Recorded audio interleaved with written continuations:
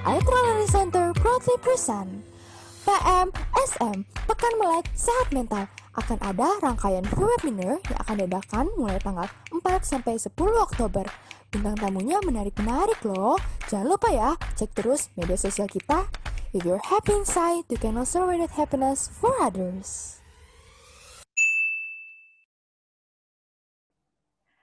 Oke, selamat malam semuanya. Selamat datang di acara talk show kita pada hari ini dengan judul Meningkatkan Resiliensi dan Mengatasi Burnout. Perkenalkan terlebih dahulu, nama saya Josephine Kris Dwi Putri, biasanya dipanggil Vina, dan saya yang akan menjadi moderator pada malam hari ini untuk memandu acaranya. Kenalan dulu nih sama tuan rumah kita dari webinar hari ini. Nah, jadi, Aetra Learning Center merupakan biro pengembangan sumber daya manusia yang menggunakan pendekatan psikologi positif.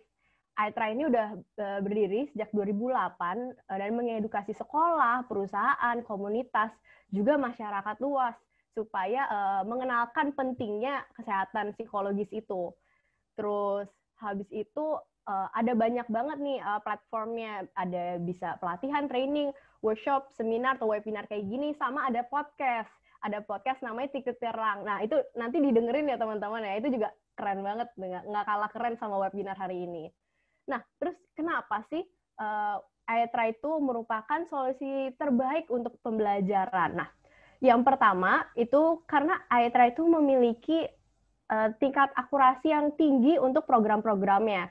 Jadi setiap programnya dibentuk oleh Aetra itu nggak asal template doang, tapi Aetra itu memiliki riset dulu atau bikin survei dulu supaya Aetra itu benar-benar mengenal kliennya dan bisa memberikan sebuah program yang sesuai targetnya.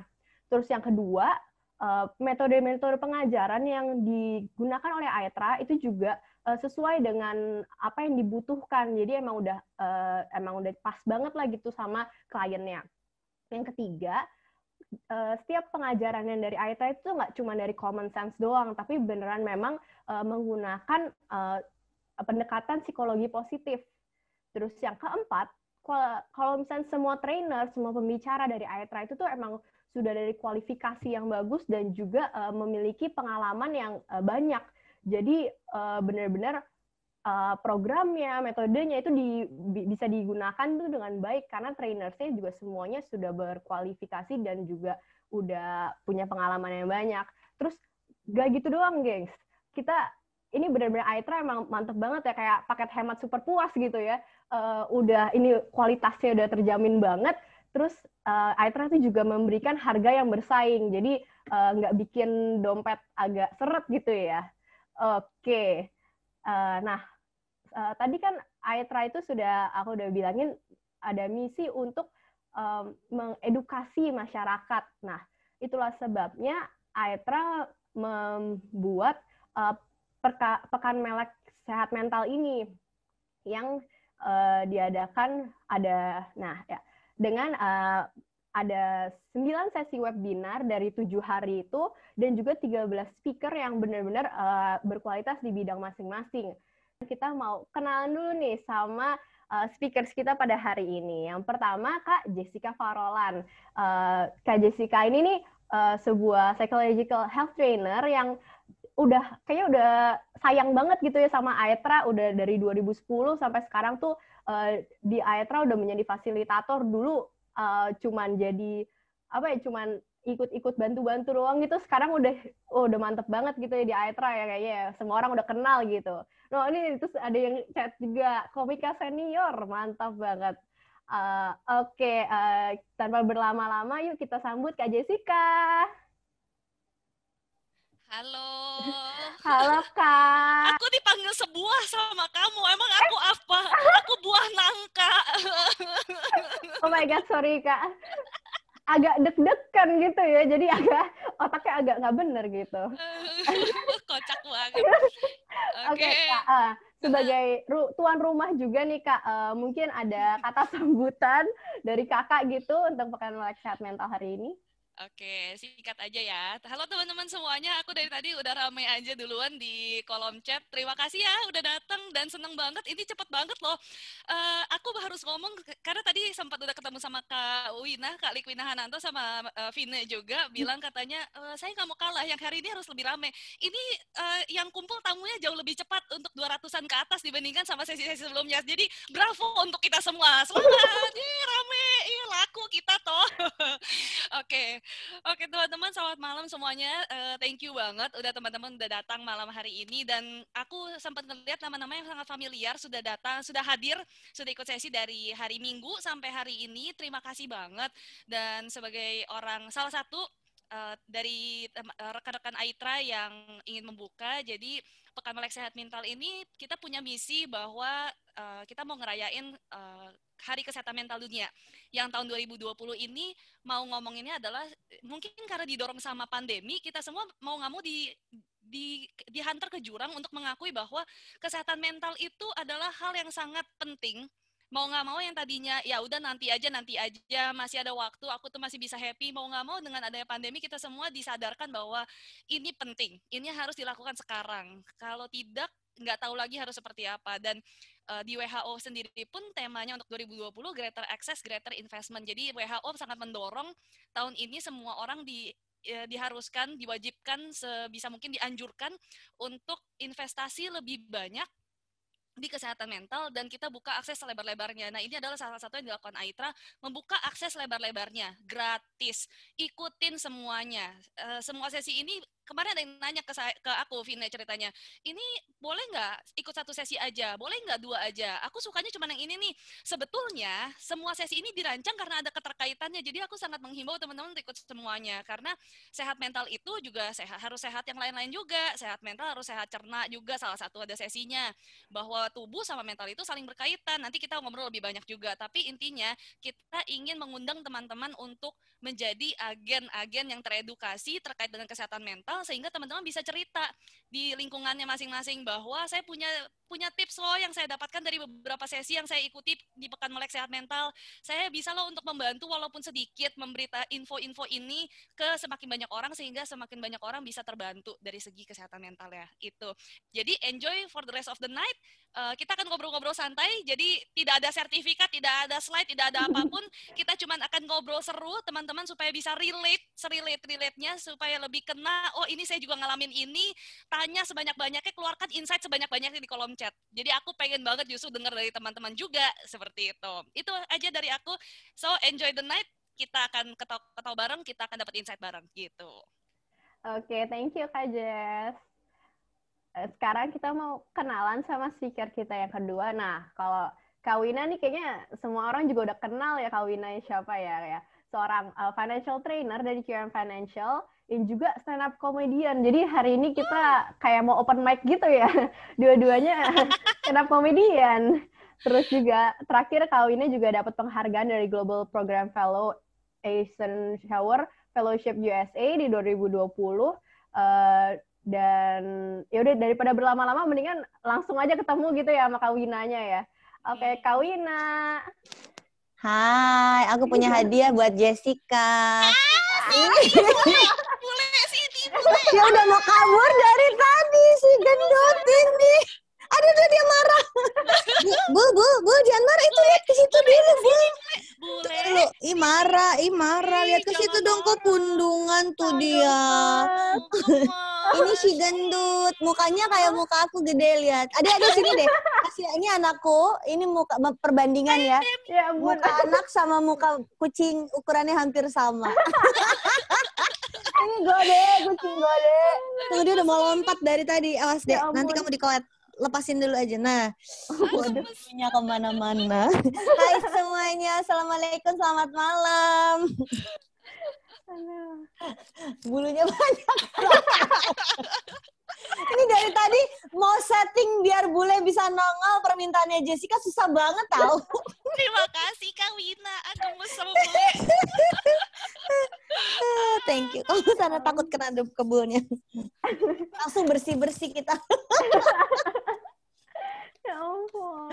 Ya pembukaannya aja udah kayak gitu. Kebayang gak sih bakal seru kayak apa kita hari ini? Aduh, gemes. Lanjutkan Vina, lanjutkan. Jangan biarkan bule. Vina bengong. Si Vina bengong. Oke, kita langsung ke topiknya aja dulu ya, daripada tiba-tiba bule datang lagi ya. Si kucing gendut. Nah, lanjut, Vin. Kita kan mau ngomongin tentang burnout nih. Nah, mungkin mau nanya dulu nih ke Kak Jessica. Sebenarnya burnout itu tuh apa sih, Kak? Burnout itu adalah burn kebakar, out keluar, Wow. keluar terbakar. Makasih, Kak. Ini bukan lagi stand up comedy, itu pun gak lucu kalau di stand upin ya barusan. Burnout itu kalau sebenarnya teman-teman bisa banget sih untuk mencari di googling apapun itu. Cuman kalau misalkan aku mau bahasain ini seawam-awamnya supaya semua orang yang maksudnya nggak menganggap ilmu psikologi itu sesuatu yang sulit gitu. Wah itu zen banget ya minum teh ya tiba-tiba. Saya juga ngopi.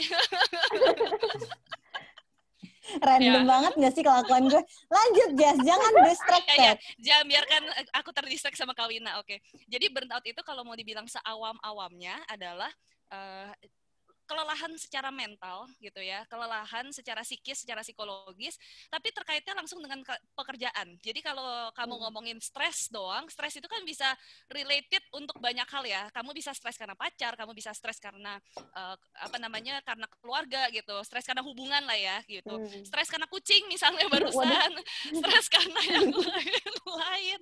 Nah kalau kita ngomong tentang burnout, kita secara spesifik ngomongin terkait dengan pekerjaan. Pekerjaan ini juga bukan artinya kamu harus ngantor dulu baru ngerasain burnout, enggak. Tapi apapun aktivitas kamu yang menjadi utamanya kamu ini, kamu mungkin mengalami stres terkait dengan hal tersebut yang cukup lama, mungkin agak sudah kewalahan, tidak bisa terhandle dengan baik, itu disebut dengan burnout. Secara awamnya gitu aja, itu aja yang dipegang. Stres tidak terhandle dengan cukup baik, jangka waktunya mungkin ya tidak perlu segitu lamanya, tapi cukup lama lah ya, tidak bisa terkelola, sampai akhirnya kamu merasa kelelahan dengan aktivitas utamanya kamu. Nah itu burnout, gitu ya. Makanya berarti ini ya, biasanya kan pengertiannya buat pekerjaan, padahal pekerjaan tuh maksudnya ya sekolah, atau kerjaan kantoran, atau misalkan apa freelance yang dikerjain. Jadi kayak emang apa yang kita sehari-hari lakukan gitu ya. Iya, betul. Jadi kalau anak kuliah pun bisa aja ngomong, aku burnout banget nih sama kuliah aku, bisa gitu. Kayak aku ya, waduh, nggak curhat. Ini 3 generasi Bapak Ibu semuanya ya, generasi pekerja, ini generasi matang dan mapan aja ngomongnya gitu. Wah. Nah Kak, berarti kalau misalnya burnout itu terjadinya karena pengulangan yang stresnya itu ya, kayak build up stress tentang kerjaan gitu ya, atau gimana ya Kak? Bisa. Jadi burnout itu basically kamu pernah dong ngerasain ya, kayak Vina kuliah gitu. Kamu mungkin secara kuliah akademik juga maksudnya waktu itu oke aja gitu. Terus kamu tiba-tiba mungkin lagi ada masanya ujian, atau mungkin terlalu challenge-nya mungkin terlalu tinggi atau apa, sampai akhirnya kamu mengalami stres kan bisa banyak penyebabnya ya, karena perubahan, karena kemudian kamu merasa terancam dengan mungkin nilai akademik misalnya. Nah, stres ini terkait dengan pekerjaan ataupun kuliahmu ini tidak terhandle, terus kamu pernah lah pasti Vina berasa kayak kewalahan, kayak aduh gue nih sebenarnya nggak bisa ya, aduh kok gue payah banget ya, sampai akhirnya meragukan diri sendiri. Nah, biasanya suka ada yang aku banget Kak. Nah, coba bersuara teman-teman. Relate sekali. Dan biasanya juga kalau orang kantoran kan juga ada kadang-kadang kayak gitu ya, apalagi di masa pandemi juga berasanya kayak kerja di rumah terus, ngelihatnya di ruangan itu terus, akhirnya monoton. Bahkan kadang-kadang kerja kalau di pandemi, aku nggak tahu, ntar bisa tanya Kawina gitu ya juga. Aku pun sempat di awal-awal kayak berasanya kalau dulu ada batas jelasnya gitu ya, maksudnya kapan kerja, kapan aku pulang ke rumah. Kalau sekarang kan pandemi terus-terusan ya, itu sangat potensial banget untuk mengakibatkan burnout, karena nggak tahu when to stop, nggak tahu kapan berhentinya. Akhirnya stres, nggak terkelola, terus nggak bisa terhandle, kamu tidurnya semakin buruk juga, kualitas tidur nggak baik, kualitas makan nggak baik, kamu merasa akhirnya kok begini terus, pengulangan dan sebagainya, intensified gitu. Nah itu bisa terjadi burnout salah satunya gitu. Oke. Makanya ya kalau di pandemi ini kayaknya burnout tuh jadi semakin sering gitu ya diutarakan gitu sama orang-orang ya, karena ya tadi kayak kerjaannya loadnya tiba-tiba kok makin banyak karena orang-orang ngiranya oh ya nggak ada pulang pergi gitu, jadi waktu kerjanya bisa lebih banyak gitu-gitu ya. Jadinya emang di masa pandemi ini burnout itu sangat mungkin banget terjadi gitu, apalagi nggak boleh keluar-keluar lagi ya. Nah, betul. Gitu sih Oke. singkatnya. Oke. Nah, kalau Kak Wina tadi udah disinggung juga sama Kak Jess, kayak kalau Kak Wina gimana pengalamannya Kak tentang pandemi dan burnout ini?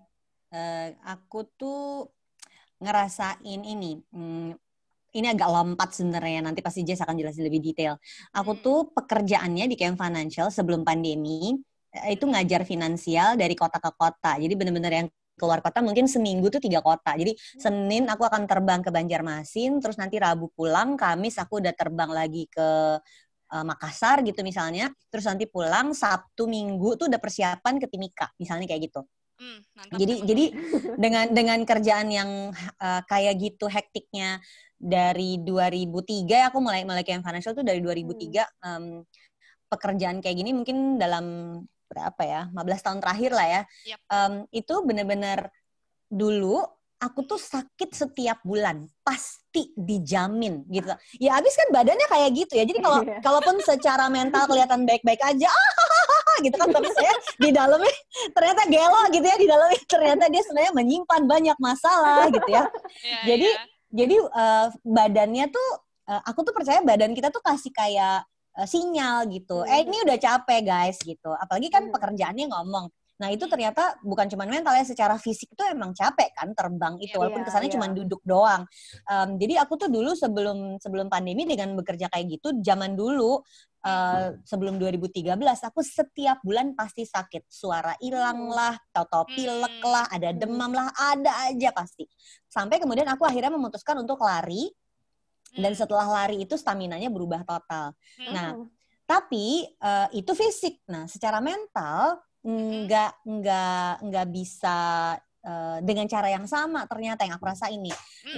Dengan load kerjaan kayak gitu, capeknya secara fisik dan mental, akhirnya aku ngerasain memang membutuhkan breaks gitu, membutuhkan libur, membutuhkan adalah cara-caranya untuk seperti itu. Walaupun nggak selalu berhasil dan kadang-kadang bingung juga nih harus melakukan apa lagi gitu. Menariknya itu kan sebelum pandemi, ketika kata Jessica juga secara fisik kepala kita tuh bisa memisahkan pergi ke kantor sama pulang, ya kan? Nah waktu hari ini aku nggak ke kantor karena aku harus ke sekolah anak.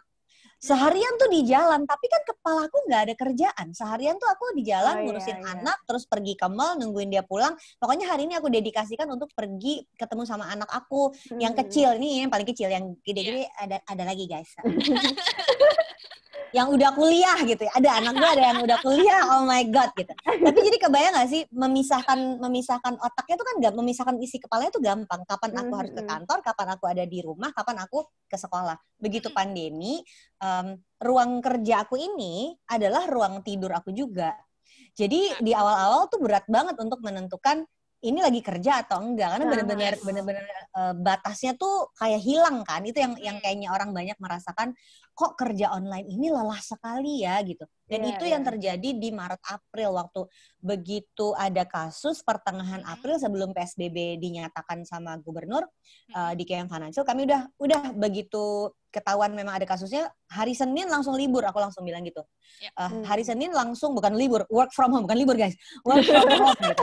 Beda. Tolong bedakan antara libur sama work from home.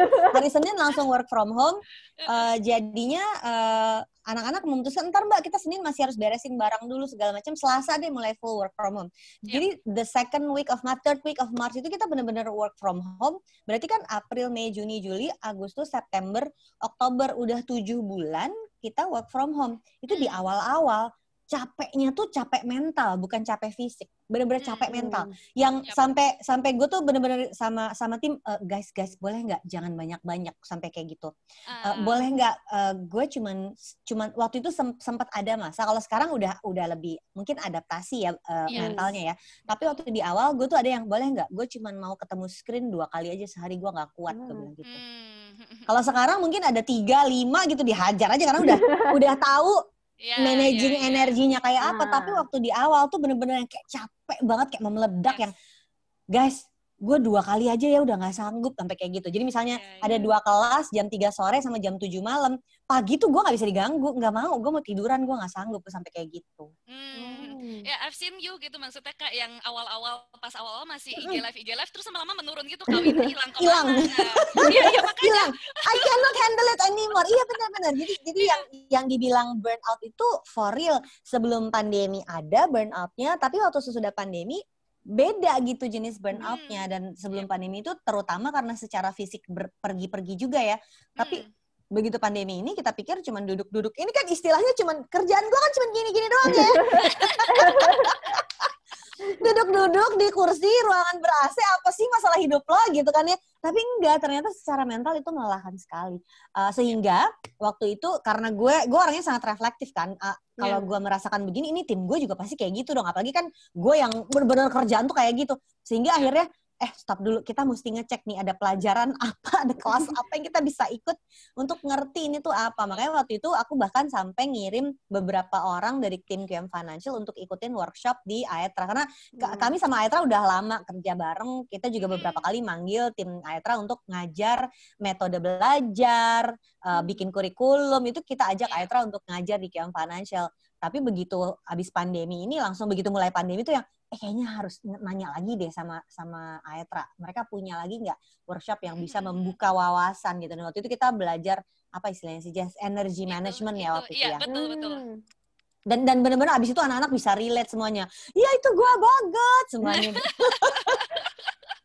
Tapi jadi kan di kantor, di kampus, orang yang punya wewenang, yang menjadi decision maker, itu perlu peka untuk lihat orang sekitarnya kayak apa. Jadi si dosen harus lihat muridnya, siswanya udah kelenger gitu, udah capek gila, ada 3 jam gue nggak berhenti kelas. Desain belajarnya juga nggak bisa sama. Begitu juga di kantor. Jadi ketika di kantor benar-benar jam 8 malam masih WhatsApp, I'm so guilty ya. Gue juga jam 8 malam, jam 9 malam masih WhatsAppan. Sempet itu kami sampai bikin aturan jam 10 ke atas sudah nggak boleh ya ada yang WhatsAppan lagi. Dan itu udah barnya udah rendah banget ya, jam 10 malam. Di mana-mana juga kan di atas jam 7 malam kali udah enggak gitu. Masih ada kelas. Kita masih ngajar sampai jam 9 malam. Jadi masih sesudah itu masih ada foto lah apa-apa. Stop, jam 10 stop sampai kayak gitu. Jadi kalau kalian ada yang punya posisi yang memang decision making, apakah jadi dosen, apakah jadi bosnya di kantor, ayo coba peka tentang mental health ini. Penting kan? Iya, betul. Ini buat teman-teman yang punya bos seperti yang Kawina tadi bilang, tolong disuarakan ke Aetra supaya ini kan di-record ya, terus kita bisa upload di YouTube. Nanti kasih aja rekamannya, tinggal gitu. Ya syukur-syukur Aetra dipanggil sama bos kalian. Biasanya orang luar yang ngomong kan lebih ampuh ya, gitu biasanya. Testimoni, kakak aku testimoni udah. Makasih Kawina. Ini obrolan apa sih? Vile, moderator yang benar. Oke, aku nanggepin si Kawina sih, memang maksudnya aku setuju banget dengan yang Kawina omongin tadi, bahwa kalau teman-teman punya maksudnya kalau teman-teman berada di posisi yang decision making, it's very very wise untuk ngelihat banyak sekali sumber-sumber terkait kesehatan mental, karena sekarang tuh bukan cuma kesejahteraan karyawan, itu bukan cuma masalah uang gitu.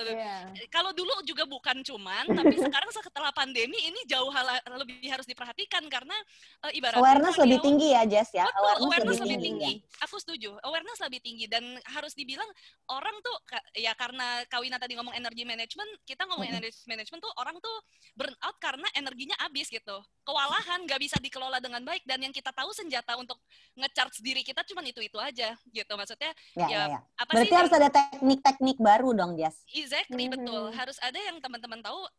Kadang-kadang mereka nggak sadar mereka punya si Kawina, ibaratnya kayak colokan handphone tuh cuma sadar ada 2 gitu, padahal ada 4 di belakangnya gitu. Nah ini yang harus benar-benar diperhatikan gitu. Kadang-kadang kita cuma nge-charge bagian apa sih, emosi, ya self talk, tapi tidur masih begadang. Ngopi Guilty. 2 liter, gitu kan? Udah nggak berani ngopi, sekarang ngeteh. Aduh, iya. Ini suaraku nggak kedengeran ya katanya ya? Kedengeran kok, aman. Aman kan? Aman. Aman. Oh Kedengeran. iya. Oke. Nah, maksudnya kadang-kadang yang di satu sisi energinya ke-charge, emosi positifnya, tapi habis karena tenaga tubuhnya habis gitu. Karena ternyata bukan cuma emosi yang harus di-charge, tapi tubuh juga harus di-charge gitu. Gimana caranya kamu mau benahin mental kamu ketika kamu nggak punya tenaga badan kamu gitu maksudnya. Itu. Terus ada lagi terkait dengan sumber energi lainnya gitu yang bisa kita pelajari bareng. Ntar sambil aku buka satu persatu juga gitu ya. Maksudnya Kawina kayak tadi lari nge-charge tubuhnya banget tuh pasti gitu. Kan mensana in corpore sano, ini pelajaran penjaskes. Itu bener ya ternyata. Itu bener ternyata. Kawina. Ngomongnya penjaskes Kawina. Semua orang tahu umur aku. Taunya penjaskes ya, taunya. Maaf, angkatan aku bahkan udah nggak tahu itu. Ini pilihannya adalah tua banget atau muda banget, Yes.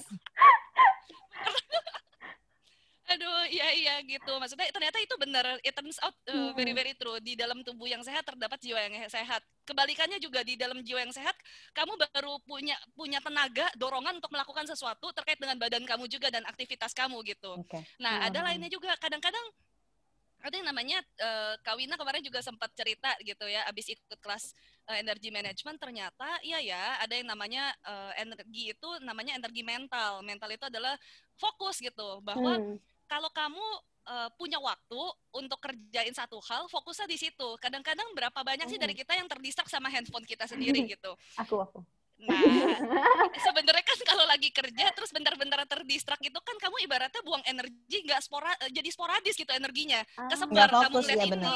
Bener gitu. Sama kayak kalian tahu pelajaran IPA kan zaman dulu gitu yang fokus pakai loop gitu terus bisa ngebakar karena energinya fokus. Cahayanya berkumpul menjadi satu, akhirnya bisa ngebakar kertas gitu kan. Sama exactly kalau kamu mengumpulkan semuanya untuk fokus ke satu hal, energinya nggak akan mencar gitu. Nah, berapa banyak dari kita akhirnya ngebuang energi cuman untuk restart mulu fokus kita. Baca nih, terus ada handphone gitu kan. Baca ada handphone gitu kebalik. Baca ada handphone. Terus gitu ini lagi pas mau baca lagi sampai mana ya tadi gitu. Itu ngebuang lagi fokusnya. Ntar kedistrak lagi kebuang lagi kayak gitu. Itu salah satunya juga yang bisa kita pelajari juga gitu maksudnya. Kemana apalagi fokus kita sekarang lari. ini ya. Apalagi sekarang udah bukunya online semua gitu. Jadi kan ya di HP sekalian gitu terus notif. Semuanya. Notif kelihatan. Nanti notif keluar. Ada WhatsApp dari pacar. Iya, pindah di screen. Mantap. Gitu sih. Oke, Kak. Tadi sebelum nih ada tadi energy management atau misalkan ya yang apa biasa kita lakuin itu, kayaknya kita coba balik lagi dikit ke sebenarnya biasanya kayak teman-teman ini mungkin kan banyak yang belum tahu nih sebenarnya dia burnout atau enggak sih gitu. Kayak sebenarnya apa sih gejala-gejalanya dari burnout itu biasanya, Kak? Kalau Kawina pas Kawina berasa kayak ini kayaknya gue burn out nih. Waktu itu Kawina ngalaminnya apa kalau boleh share? Ntar dari yang situ mungkin kita pertama bisa tuh sama-sama secara fisik tuh merasa lelah, padahal badannya nggak habis kegiatan fisik. Jadi menarik apa istilahnya aja psikosomatis gitu. Gue nggak tahu istilahnya apa kalau itu ya.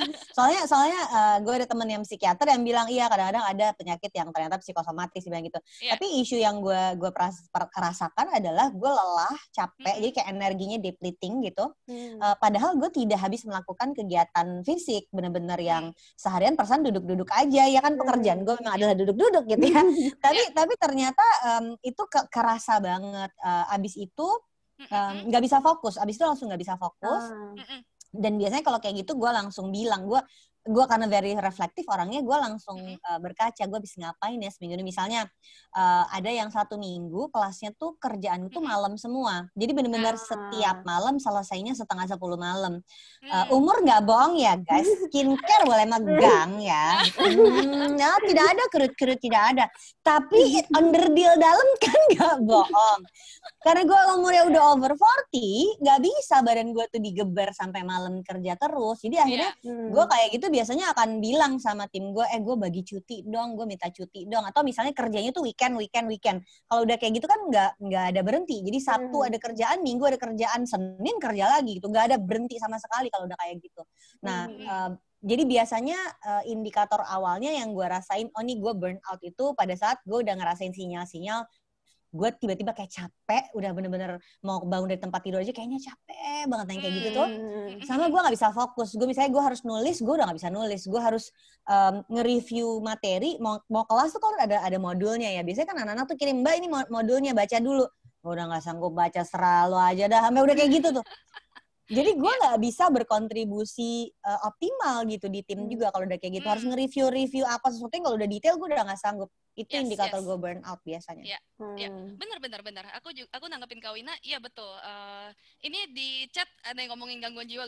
Enggak, burn out tuh enggak terkategorikan gangguan jiwa teman-teman. Jadi rest assure, tenang aja, itu gejala kehabisan energi aja sebetulnya menurutku. Dan teman-teman bisa cek-cek juga energinya drain out secara mental ya maksudnya ya. Bukan kita nggak lagi ngomongin energi fisik, tapi memang ada pengaruhnya gitu.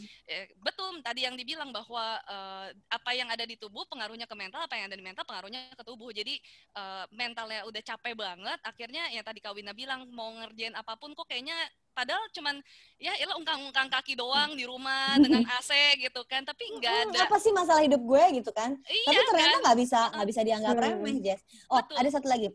Karena pandemi yang kita lupa adalah cara hidup kan berubah ya. Ya, jadi gue tuh nggak bisa lagi melakukan hal-hal yang biasa gue lakukan karena kebiasaannya berubah. Jadi badan juga berubah dan ternyata energinya juga berubah.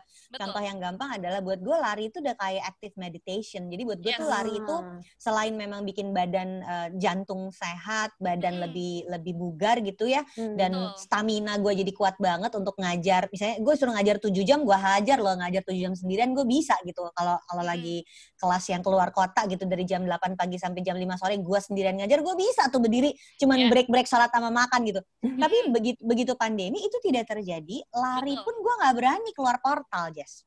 Yes. Jadi kan jadi gue lari tuh yang benar-benar 5 kilo, 10 kilo, yang weekend 17 kilo yang kayak gitu. Itu nggak terjadi lagi selama 7 bulan terakhir ini karena gue takut gitu. Jadi kan si rasa takutnya itu menyebabkan secara mental juga lelah, tapi fisiknya juga kehilangan activity. Kebayang gak sih body mass kan berantakan dong. Ketika lu biasa lari 5 kilo, 10 kilo, 5 kali 10 kilo, 17 gitu. Total lu gak lari sama sekali. Jadi apa yang biasanya membuat gue relax, apa yang membuat gue, kalau teman-teman gue bilangnya lu tuh active meditating, Win, kalau lagi lari. Karena gue bener-bener yang, mau ketemu nggak? Enggak, gue nggak mau ketemu orang, gue mati aja lari sendirian gitu ya. Ya kan, itu kan active meditating buat gue. Itu tidak terjadi, dan itu ternyata mempengaruhi nggak cuma fisik, tapi mental gue juga. Karena gue kehilangan cara buat relax, gue kehilangan cara buat recharge. Itu yang kayaknya kita suka lupa, bahwa pandemi, apa sih susahnya? Oh enggak, cara hidupnya berubah. Jadi secara fisik, secara mental, berarti kan tadi mesti cari tuh yang Jess tadi bilang, cara nge-charge barunya apa ya gitu. Dan itu jadinya sesuatu yang, apa ya gue mesti cari nih kalau gini caranya. Karena kayaknya ini akan berlarut-larut, dan bisa kebayang ya kalau sesuatu yang buruk terjadi sama lu dibiarin, itu kan akan mengkikis hidup lu pelan-pelan tapi pasti gitu. Iya, betul. Nah, itu Sonia nge-charge-nya pakai drama Korea. Artinya Sonia harus menyediakan 60 menit kosong minimal ya untuk nonton satu episode khusus. Ya. Asli itu kayak lari 12 kilo, guys. Aduh. Oh my God. Tapi aku setuju sama yang Kak Wina bilang, kita harus punya banyak senjatanya gitu, karena betul perubahan itu membuat kita harus adjusting gitu, sampai akhirnya kita ketemu hal apa yang bisa jadiin senjata untuk nge-recharge renewal. Karena yang kita selama ini tuh sebelum pandemi pun yang terjadi ini, aku share satu hal. Menurutku this is very very true gitu. Kalau kamu belajar energy management, kamu akan ketemu dengan namanya Jim Lohr itu tuh yang di bawahnya. Dia bilang bahwa kita hidup dalam sebuah komunitas masyarakat di mana semuanya tuh mengagung-agungkan pekerjaan dan aktivitas. Semakin produktif, semakin kompetensi itu sangat wah banget gitu. Tapi cenderung untuk cuek, nggak peduli sama yang namanya renewal sama recovery. Jadi kok santai-santai mulu sih, ayo kerja gitu, ayo dong produktif gitu, ayo sambil sambil di WC ibadah pagi biasanya juga. Ayo coba sambil pikirin kerjaan nanti apa supaya hemat waktu gitu. Multitasking banget ya Kak ya. Gitu kan biasanya gitu kan dibilangnya, ayo sempatkan sebanyak mungkin waktu di mana kamu akhirnya bisa produktif gitu. Padahal tetap butuh yang namanya renewal sama recovery. Yang di Kawina tadi persis banget ngomong bahwa kita lupa dengan recovery itu gitu. Padahal keduanya, kerja produktif sama recovery itu butuh untuk akhirnya kamu bisa mempertahankan performance yang baik gitu. Jadi kamu kerja produktif oke, recovery-nya harus punya senjata. Nah, di pandemi senjata kamu berapa banyak? Masa cuma drama Korea? Kalau tiba-tiba kerjaan kamu banyak, 60 menit gak punya, terus kamu stres dong gitu. Kasian dong. Jess, biasanya kan kita ambil short breaks ya. Jadi gue dengan kerjaan yang sehari ada di 5 lokasi, seminggu ada di 3 kota. Sebagai istri dan ibu kan gue ada dong guilty feeling, gue pengen spend waktu sama keluarga gue. Jadi gue itu sebenarnya recharge yang selain olahraga tadi, kalau lari itu kan gue jadi bisa lakukan di kota apa aja ya. Gue lagi di kota apa aja, negara apa aja gue bisa lari gitu. Tapi satu yang hilang juga gara-gara pandemi itu adalah gue tuh sebelum pandemi cuti dan liburnya tuh banyak ya. Bener-bener yang pergi liburan keluarga atau berdua aja sama suami, bahkan kadang-kadang solo traveling. I've had enough. I'm so tired. Ini kalau lagi burn out versi sebelum pandemi ya. Benar-benar bisa bilang sama suami gue, Mas aku izinnya mau ke Singapura sendiri aja boleh nggak? Sok, dia bilang gitu. Silahkan, berangga. Yang ngomong sok gue, laki gue nggak ngomong sok gue yang ngomong sok. Silahkan, laki gue bukan Sundanis ya. Dia bilang, silahkan aja kamu mau ke mana, dan dia yang benar-benar nanti nginepnya di mana, di sana ada yang nemenin atau enggak. Terus gue bilang aktivitinya di sana nanti gue ketemu sahabat gue, ketemu siapa dan gue akan lari di mana aja. Jadi dia tahu gitu, gue nggak ngilang gitu di negara orang. Dan negaranya juga cuman gue pernah solo tuh cuman Singapura, Seoul sama Tokyo doang gitu. Jadi kota-kota yang menurut dia cukup aman ya. Ngomongnya Seoul bukan Seoul. Enggak. Gue Sundanis. Kamu harus nonton, ada orang yang bikin Korsundeo. Itu tuh bener-bener pakai bahasa Sunda tapi logat Korea. Ini lucu pisan. Jadi dia bener-bener bikin abdi geus samida gitu. Gitu. Jadi ke kota-kota yang kami tahu relatif cukup aman untuk perempuan traveling sendiri, dan buat dia ya udah silakan aja. Nah, itu hilang sama sekali kan, Jess? Nggak ada, hilang sama sekali, tidak terjadi. Sehingga gue juga kehilangan momen yang benar-benar gue merasa berhenti berpikir. Itu kayaknya ya, ketika kita banyak bekerja, harus bikin recharge dan renewalnya itu dengan berhenti mikirin kerjaan sekali-sekali, dan itu tidak biasa melakukannya dengan habit yang baru ini. Karena kan sekarang habitnya berubah. Bangun pagi langsung baca WhatsApp dari bos. Mau tidur aja masih, bentar Mbak minta apa tadi. Dan gue salah, gue tahu gue guilty itu. Gue tahu anak kantor gue yang weekend pun, gue sampai, sorry banget ya weekend, tapi gue takut lupa pertanyaan ini. Kalian jawabnya Senin aja. Enggak, dia jawab hari itu juga. Tengah malam minggu dia jawab kalau gue WhatsApp, saking berdedikasinya. Gue juga salah itu. Tapi kan jadi benar-benar batas kerja sama nggak kerja tuh hilang. Kita juga jadi tidak tahu kapan kita berhenti berpikir tentang kerjaan. Karena secara fisik nggak pergi keluar kota. Secara fisik nggak pergi nginep di hotel mana lagi sibuk berenang sama anak gitu, enggak gitu. Benar-benar di ruangan ini aja terus gitu. Jadi harus tahu cara-cara lain. Apa Jess Brad? Langsung aja juga tembak. Cara-cara lain. Sebenarnya yang Kawina tadi bilang itu yang harus dilakukan gitu. Maksudnya short breaks, recovery breaks itu menjadi penting. Kalau aku ngutip kata-katanya Kak William gitu, salah satu founder Aitra Learning Center yang sering ngomong banget juga tentang energy management, dia bilang itu harus ada yang namanya short breaks. Jadi kalau kamu tuh jangan numpuk, gak boleh sifatnya sprint. Kayak lari tuh sprinting jangan, tapi kamu harus maraton kalau kata dia pinjamannya. Walaupun aku nggak lari gitu, nggak tahu gitu istilahnya itu, tapi pas denger itu aku setuju gitu. Maksudnya kamu nggak bisa tuh numpuk 8 jam kerja straight, terus kamu menghadiahi 60 menit drama Korea atau 60 menit untuk lari gitu, 60 menit untuk apa? Nggak bisa gitu, karena lebih baik nyimpen energi itu adalah kerja 3 jam gitu misalnya, ada short breaks. Nggak usah 60 menit, mungkin cuma 10 menit, tapi benar-benar break. Nah, kunci benar-benar breaknya itu apa? Persis yang Kawina bilang. Berapa banyak dari kita yang ngomong bahwa kamu mandi, beneran mandi nggak? Atau kamu mandi, tapi pikiran kamu angkat jemuran. Jadi nggak here in the moment gitu maksudnya. Dan akhirnya nggak break gitu. Jadi kayak ibaratnya kamu makan kayak tahu nggak sih makan junk food kan makan ampas ya sebetulnya ya kayak gitu. Nah kayak gitu tuh jadinya kamu ngelakuin tapi nggak ada kualitasnya. Kamu mandi sebenarnya kan recharge tuh untuk seger, ganti suasana gitu, feeling emosinya juga lebih tenang, calming down. Tapi mikirinnya tempat lain, ujung-ujungnya mandi tidak menjadi salah satu sarana untuk recharge karena. Nah itu Francisca Sally, aku tidur juga mikirin kerja itu nightmare loh. Iya itu jadi kebayang nggak tidurnya? Iya itu tidurnya kan bangun juga gelisah pasti ya kalau kayak gitu ya. Jadi emang harus belajar memisah. Sementara antara tempat kerja sama tempat tidur tuh sebelahan. Gimana nggak ikut dibawa kerjaannya ke kasur? Mau lihat nggak tuh kasur? Mohon maaf, sebelah situ juga ada. Tuh, Febrina sumpah mimpi kerjaan juga. Iya. So we all experiencing the same issue sebenarnya ya. Betul. Nah, itu yang belakangan nih kebetulan aku lumayan pas pandemi tuh sebenarnya latihan di sana sih teman-teman. Memang butuh latihan, nggak bisa langsung nggak usah mikirin, terus nggak kepikiran tuh mustahil. Kalau karena memang kita sudah terbiasa mikirin kayak gitu ya pasti kepikiran, tapi harus dimulai. Nah, bener banget tuh yang dibilang sama It's Nita Husnu Fardani. Nggak mindful soalnya, betul. Kita harus belajar untuk mindful. Makanya sesi pertama dari Pekan Melek Sehat Mental adalah mindfulness. Karena itu yang penting sekarang untuk pandemi gitu. Kamu harus, kalau kamu benar-benar taking a break yang benar-benar break gitu. Itu momen untuk recharge ya. Karena ranjang tidur sama tempat kerja cuman selemparan kolor, benar-benar literally secara harafiah selemparan kolor. Literally. Satu lemparan benar-benar. Lempar nyampe, gitu. Nah, makanya aku juga mulai belajar dan puji Tuhannya gitu. Maksudnya makin ke belakang nih aku nonstop bener-bener aku cuma istirahat kalau makan, mandi, tidur. Selesai. Sisanya aku kerja karena lagi Pekan Melek Sehat Mental gitu. Aku kan nggak mungkin menyelenggarakan Pekan Sehat Mental, akunya yang nggak sehat mental kan nggak mungkin ya gitu. Jadi mau nggak mau dengan keadaan sesibuk-sibuk kayak apa, kalau memang makan.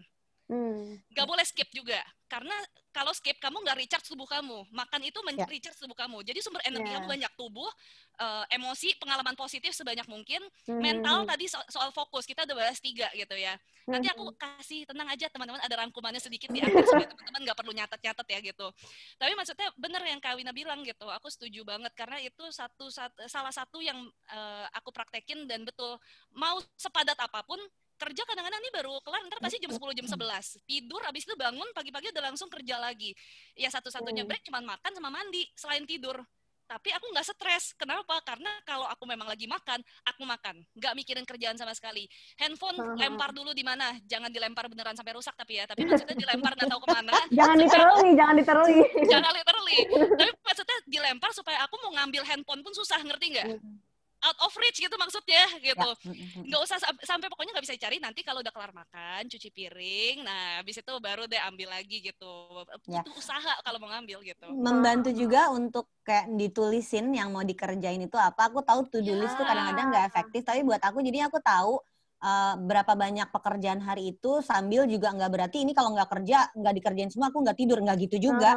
Tapi jadinya kan terarah gitu mau ngapain hari ini. Jadi ada satu trik yang mungkin Jess nanti bisa komentarin menurut lo gimana. Ini gue pelajari trik ini sendiri beberapa tahun yang lalu saat kerjaan gue tuh bener-bener 2 dunia yang beda ya. Kerjaan menulis sama kerjaan menghitung. Jadi kerjaan financial training itu kan mesti bikin rumusnya, mesti bikin kayak studi kasusnya. Nah itu tuh kerjaan menghitung. Nah waktu itu tahun berapa ya, 2008 kalau nggak salah, itu kepala gue tuh kayak nggak bisa ada di 2 dunia itu. Akhirnya gue bikin ada hari menulis, ada hari menghitung. Supaya kepala gue nggak pusing gitu. Karena ternyata itu membutuhkan 2 sisi kepala yang berbeda dan secara mental pun ternyata beda banget. Dengan begitu tuh jadinya gue kalau bikin misalnya sekarang gitu ya, gue ada artikel sama buku yang lagi harus gue tulis. Itu gue tulisin gue mau nulis apa aja, itu one side. Nanti kalau ada kerjaan yang lain, gue mesti nyiapin presentasi, gue mesti bikin hitungan rumus, itu gue tulis di one side. Atau satu lagi nih yang sangat distracting tentu aja adalah, gue tuh mau posting apa aja sih di medsos, astagfirullah kan hidupnya di dunia internet ya. Kan kita selebgram kan guys. Swipe up udah bisa swipe up guys, saya udah astagfirullah gitu ya, artis ya. Nah itu gue tulis juga karena melelahkan sekali ketika lagi makan, gue harus posting ini tadi gitu.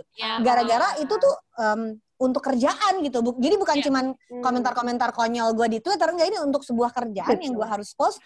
Tapi gue lagi makan gitu, nggak enak jadinya. Tapi kalau gue udah tulisin itu di pagi hari sebelum gue mulai kerja, jadi waktu gue tulis, misalnya di kalender aja gue tulis jam berapa, sampai gue masukin, gue mau makan jam berapa. Jadi waktu makan gue tahu, gue nggak usah mikirin itu. Nanti kalau gue balik ke meja gue ada daftarnya. Jadi gue nggak usah pikirin itu sekarang karena udah gue tulis. Jadi di kepala gue bisa hilangkan dulu sementara sambil gue makan. So that might help you guys supaya di kepala tuh kayak ada sekat-sekat kayak folder gitu loh. Gitu ya, time managementnya tuh jadi jelas folder. Gitu. Nah, jadi bahkan bukan time management tapi energy management, karena yang gue rasain energi yang gue keluarin buat nulis sama untuk medsos sama untuk persiapan presentasi dan project itu dua hal yang berbeda. Belum lagi karena gue mimpin perusahaan ada sisi strategik yang butuh energi yang beda banget. Betul. Itu strategi tuh beda banget kan. Gue harus mikirin 3 bulan ke depan kantor gue bisa survive apa enggak, 2021 kita mau punya program apa. Itu dunia yang beda lagi. Itu benar-benar oke, itu enggak di minggu ini sama sekali. Minggu berikutnya aja gue cari hari apa yang gue gak mau diganggu. Sampai harus kayak begitu.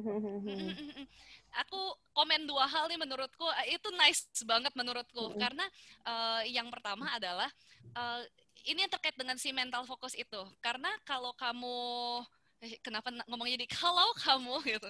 Kalau kamu tersundanisasi pasti dia. Tindakan dunia gitu ya. Oke, jadi kalau teman-teman ini terkait dengan fokus. Jadi kan sebenarnya kamu akan energinya semakin terfokus itu kalau kamu ngerjainnya nggak mencar-mencar gitu maksudnya. Kalau kamu ngerjainnya serampangan gitu, sebentar-sebentar terdistrak, akhirnya energinya mencar malah ngabisin energi kamu sendiri gitu. Nah, yang Kawina lakukan barusan itu mensekat setiap aktivitas supaya akhirnya nggak multitasking kayak habis ini gitu. Percaya deh sama aku, kamu coba praktekin, kalian coba praktekin abis ini, kamu fokus ke satu hal untuk sekian lama, kamu udah targetin kayak Kawina gitu, jam segini sampai jam segini nggak boleh diganggu, cuman aktivitas satu aja, udah. Terus segitu, abis itu kamu jadwalin waktu kamu prokrastinasi. Ngerti gak? Kadang-kadang kita tuh nggak menjadwalkan itu. Jadinya sebenarnya jadi jadwal leyeh-leyeh. Jadwal leyeh, jadwal rebahan gitu ya. Betul. Karena kalau kamu leyeh-leyeh di tengah tanpa kamu jadwalin, itu mendistrak gitu. Mendistrak itu mengacaukan kerjaan. Malah mengacaukan kerjaan, fokus nggak ini, akhirnya balik lagi, energinya terkuras, hasilnya kualitasnya nggak bagus, diomelin sama bos, kamu juga kena lagi, energi kamu kemakan di emosi negatif mulu kan jadinya kan. Nah, itu berhati-hati di sana. Jadi daripada kamu colongan untuk, udah ini prokrastinasi dulu gitu, mendingan kamu jadwalin. Oke, kamu kerja 3 jam, abis itu kamu boleh nonton 1 episode Grey's Anatomy. Nah, itu biasanya aku ya, teman-teman ya. Ngulang dari season 1, bodo amat, aku suka banget soalnya. Jadi, tapi maksudnya aku biasanya season 1. I love going through season 1. I love going through apa aja serial season 1 udah pernah nonton, bodo amat. Kalau gue Star Trek, Jess. Termasuk, bener-bener. Star Trek, enggak, saya mah warga Star Wars satu. Wah, kita harus perang habis ini. Perang antar galaksi ini ceritanya. Perang antar galaksi. Gitu teman-teman. Jadi maksudnya kalau emang dijadwalin supaya kamu benar-benar terfokus, mau fokus leyeh-leyeh atau kamu mau fokus kerja dulu gitu. Kalau aku biasanya kerja nih, bangun tidur jam ketahuan dong bangun jam berapa, jam 7:30 aku bangun sudah mandi tuh biasanya. Abis itu kerja, aku small break 15 menit biasanya untuk ke WC, cuci muka bentar gitu. 15 menit itu biasanya di jam 9:30-an gitu. Nanti kerja lagi lanjutin dur sampai jam 12 teng aku makan, waktunya Grey's Anatomy. Dah gitu. Sampai jam 1 dah, habis itu dur lagi gitu. Nah, itu tapi ada small break, tapi aku terjadwal gitu. Jadi supaya aku menghindari nggak colongan di tengah kerjaan, supaya energi aku nggak mencar gitu. Nah, kemudian yang kedua, ini mau masuk sumber energi yang ketiga, yang keempat adalah terkait dengan spiritual. Spiritual tuh bukan artinya kamu harus religius, teman-teman di sini maksudnya, karena kita konteksnya psikologi kan, teman-teman ya. Nah, spiritual tuh maksudnya apa? Punya tujuan, mengenali diri, nilai-nilai, apa yang penting dalam hidup aku ngelakuin itu nggak sih setiap harinya, kayak gitu. Aku menemukan apa hal baru dalam diriku setiap harinya. Nah, salah satunya sebetulnya mengenali kamu tuh orang yang terbiasa dengan checklist atau enggak. Karena ada loh orang-orang yang nggak terbiasa sama checklist, jadinya begitu ditulisin, aduh aku stres malah gitu Ya. Nah, jadi Nah, banyak soal betul. Oh, it doesn't work for everybody berarti ya. Maksud Iya, gue betul. bikin, tadi makanya gue di depan highlight, bikin list itu bukan berarti kemudian kalau nggak selesai gue nggak tidur nih gitu. Enggak gitu maksudnya. Buat gue bikin list itu bukan berarti gue punya target menyelesaikan, tapi buat gue bikin list itu adalah keluarin dulu, kayak dikosongin Dari dulu kelihatan, kepala gue, biar betul. masuk folder-foldernya, jadi gue Rapi. nggak pusing sendiri. Betul. Beda. Betul. Kalau aku kebetulan satu jenis sama Kawina gitu, dituangkin dulu, makanya aku punya walaupun judulnya There is Always Tomorrow, tapi Itu procrastination lucu banget. tapi di situ tulis aku semua. Jadi aku tuh ternyata mengenali diriku. Kalau Kawina kan senangnya adalah keluarin isi kepalanya. Kalau aku kenikmatannya bukan di situ. Walaupun sama-sama to-do list ya, ini butuh kepekaan terhadap diri sendiri. Aku sukanya adalah kepuasan tersendiri saat mencoret. Oke. Itu Sense of banget tuh. achievement. Yes, itu teman-teman butuh untuk mengenali diri sendiri juga gitu. Karena dulu aku pikir, aku kayaknya butuh Google Calendar aja cukup deh. Ternyata kalau buat aku pribadi, Google Calendar itu nggak nge-charge aku di bagian punya nuansa, aku telah melakukan sesuatu. Udah kelar aku punya nih. keresahan ini udah kelar. Aku tuh punya tujuan setiap harinya. Sense of spiritual itu tidak ada dengan Google Calendar kalau buat aku. Tapi mungkin buat teman-teman berbeda. Sekali lagi kenali diri, apa yang penting dan tidak gitu. Apa pengen yang kamu hasilkan, keresahan dalam diri kamu apa sih yang bisa kamu tuangkan gitu. Pekan Melek Sehat Mental ini salah satu keresahan dari teman-teman Aitra gitu. Makanya dituangkan, itu membuat akhirnya diri kita berasa I do something good gitu, doing good deed gitu. Itu kan membuat kita artinya kayak dari keresahan kita bisa bikin sesuatu yang akhirnya kita punya sense of direction di dalam hidup tuh mau kemana. Nah itu sangat bagus untuk charging energi kamu, jadinya kamu punya motivasi internal. Ini yang biasanya orang-orang suka, gimana sih cara punya motivasi internal, apakah cukup mendengarkan motivator cukup? Tentu tidak teman-teman, kalau tidak datang dari dalam diri. Jadi doing good deeds for others itu maknanya lebar ya, bisa membantu kita menciptakan motivasi internal dan apa? Ternyata manusia tuh punya hasrat ingin berbuat baik ya, Jess. Selain hasrat ingin berbuat buruk gitu, ternyata ada juga. Wah, berbahaya sekali ya Bu Aji gitu. Tapi ternyata hasrat untuk berbuat baik itu ada di dalam diri manusia, karena itu adalah kebutuhan kita untuk kemudian bisa, apa tadi kata-kata lo, memotivasi diri, ya, secara sense of achievement internal gitu. Iya, betul. Gitu sih. Kayaknya rame banget di kolom chat nih. Nyala mulu soalnya chatnya.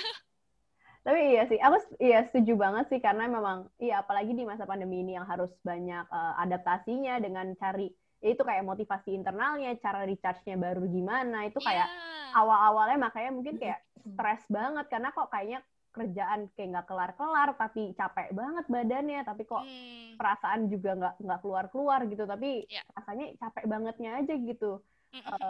Untungnya makanya kayak itu ya, makanya lebih mindful, terus lebih kenal diri gitu, kayak charge-nya gimana sih yang barunya gitu. Mungkin kalau aku kan dulu misalkan charge-nya tuh karena aku senang ngobrol, jadi ketemu sama temen di kelas aja itu bener-bener recharge juga buat aku gitu, kayak ngobrol di kelas. Dan di sini kan kayak susah banget ya, jadi kayak mungkin jadi untungnya tapi jadi lebih dekat sama keluarga, atau misalnya video call-an sama temen, itu bener-bener kayak ternyata penting juga untuk dilakuin gitu. Dan itu kayak setiap orang tuh beda-beda banget, makanya kayak kita nggak bisa lihat templatean orang juga, kayak nggak bisa nyontek gitu ke orang lain gitu. Mungkin kayak mungkin bisa nyoba-nyoba, tapi apakah itu pasti buat kita secara personal gitu, kayaknya bisa beda-beda banget gitu ya kayak.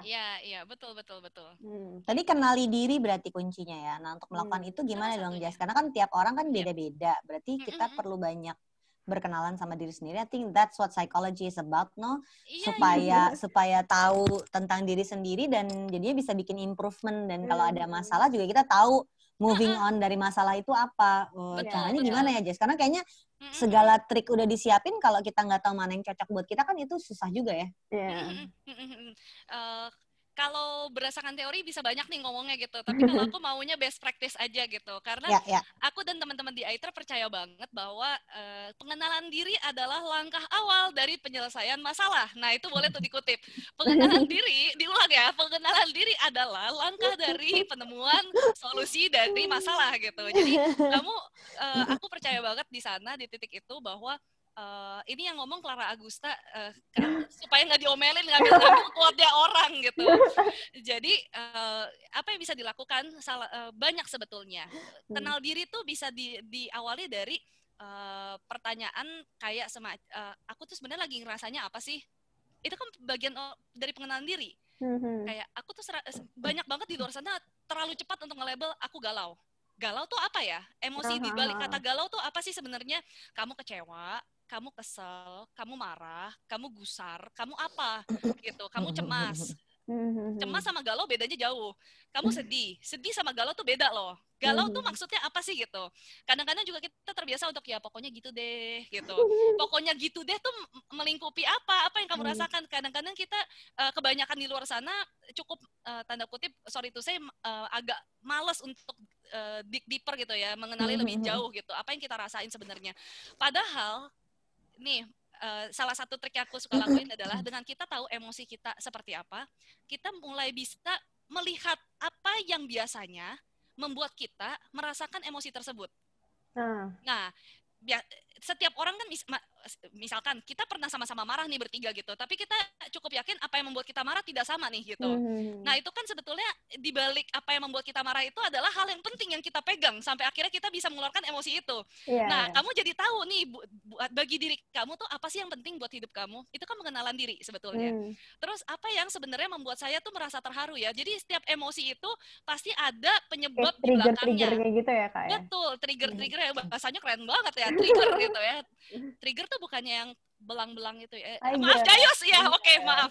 Ya, gitu. Penyebab. Otak komika. Komika gagal itu barusan. Komika gagal.